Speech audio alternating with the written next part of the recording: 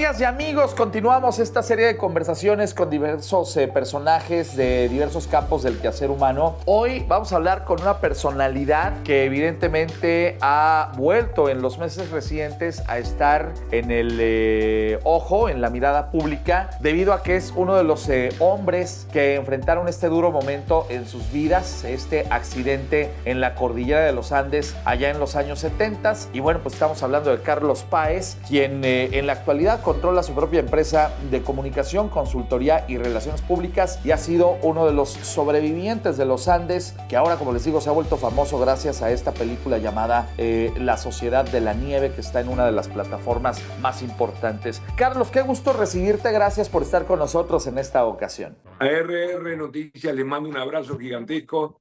Les agradezco que me dejen compartir esta historia con ustedes. Les mando un abrazo y los veo ahí con toda la fuerza. Déjame preguntarte, ¿cómo fueron esos primeros momentos después del accidente? ¿Qué fue lo que pasó por tu mente? Bueno, lo que pasa es que tenés que pensar, ustedes traten de verme siempre como aquel chico de 18 años. A los 18 años, no, la verdad que pensás bastante poco. Digo, y nunca pensamos en que un avión se podía caer en el medio de la cordillera de los Andes. Nosotros venimos de un país que tiene la altura máxima 500 metros y de pronto nos encontramos a 4.200 metros de altura, donde las nieves son eternas, la nieve jamás se derrite ahí, las temperaturas entre 25 y 30 bajo cero y rodeado de muertos. Yo nunca había visto un muerto en mi vida, o sea que imagínate vos el pensamiento inmediato. La primera cosa que pensás es que a vos no te está pasando, pensás que es un sueño. Y ahí empezás a darte cuenta, a pellizcarte, a darte cuenta de que es una realidad y empieza naturalmente una organización entre todos nosotros que fue muy prolija. La verdad que fuimos muy respetuosos de los roles y ahí empezamos a actuar, a sacar a los muertos, a buscar la manera de cubrirnos contra el frío, en fin, a hacer agua, pues la gente habla mucho del hambre, pero muy poco de la sed. ¿Sabés lo que es derretir agua a 25 bajo cero? Es imposible. Nosotros, por el efecto sol y por unas latas plateadas, logramos derretir gotita tras gotita y bueno, empezamos a organizarnos y protagonizamos esta historia de 70 largos días con sus noches. Una historia increíble del ser humano, realmente, donde ves la capacidad de evolucionar, transformarte y salir adelante. Carlos, ¿cuáles fueron los desafíos físicos, pero sobre todo emocionales, que enfrentaste durante ese momento, en esa espera particularmente? Bueno, el mayor desafío físico es el frío, que honestamente te digo, para mí es indescriptible. O sea, no tengo palabras para describir el frío que nosotros pasamos. El frío, el hambre, la sed. Okay. Te diría que la sed en segundo lugar y el hambre en tercer lugar y el frío, bueno, ni que hablar, pero fueron los tres grandes desafíos que tuvimos que enfrentar y bueno, y naturalmente la incertidumbre, el saber qué era lo que iba a pasar el otro día. Pero nosotros hicimos mucho durante el día para que sucediera algo al otro día. ¿Recuerdas alguna fase que haya sido, digamos, pues alguna experiencia que haya sido la más complicada durante esos momentos? Bueno, la más difícil, y te lo dice la gente que vio La Sociedad de la Nieve, fue la avalancha, sin duda. Hasta los actores mismos dicen que fue el momento más difícil, porque no podíamos creer que además de habernos caído en un avión, de saber de que no nos buscaban más, de tomar la decisión de alimentarte a tus compañeros muertos, encima te viene una avalancha donde murieron 8, donde tuvimos que vivir durante 3 días sepultados por la nieve. Pero bueno, en el fondo lo tomo como un acto de que nos manda el de arriba, como diciendo, cuando te la crees, te pega un garrotazo para volver a empezar. Creo que es un tema de humildad. Dios nos enseñó de que el camino era por el lado de la humildad. Carlos, aquí una pregunta que creo que puede ser complicada. ¿En algún momento perdiste la esperanza? Muchas veces todos íbamos a perder la esperanza, pero justamente el grupo hace de que vos sigas teniendo esperanza. Yo aprendí de que el trabajo en equipo no es solamente para logros físicos, sino también para logros espirituales. Cuando uno comparte el dolor, hace que el dolor sea menos dolor, y cuando compartís la alegría, hace que la alegría sea más alegría. El grupo fue fundamental, fue una historia netamente grupal. Carlos, ¿cómo fue que los localizaron?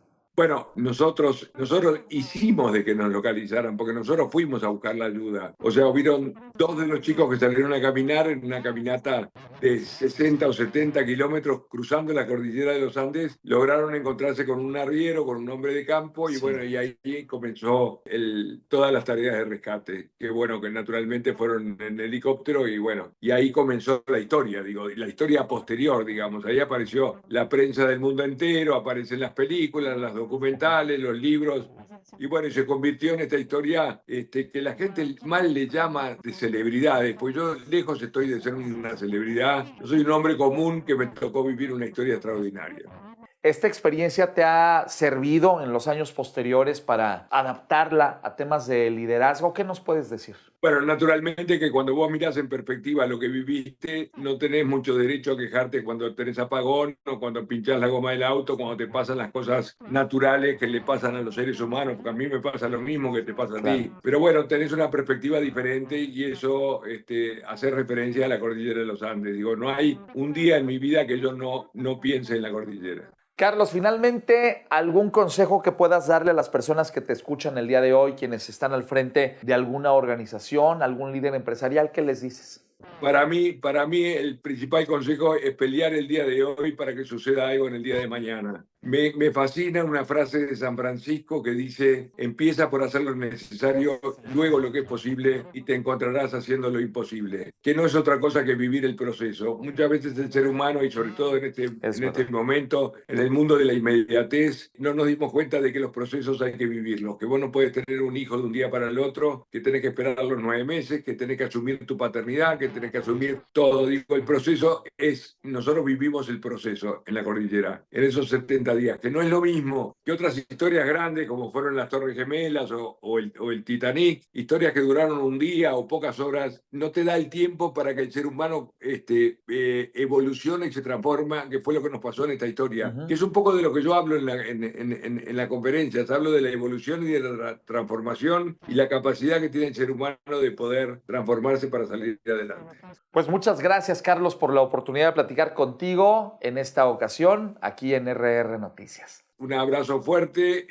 Se ocupan de las comunicaciones, que es de lo que yo me ocupo generalmente. Me parece que está bueno comunicar permanentemente y la comunicación es básica para todos. Les mando un abrazo gigante.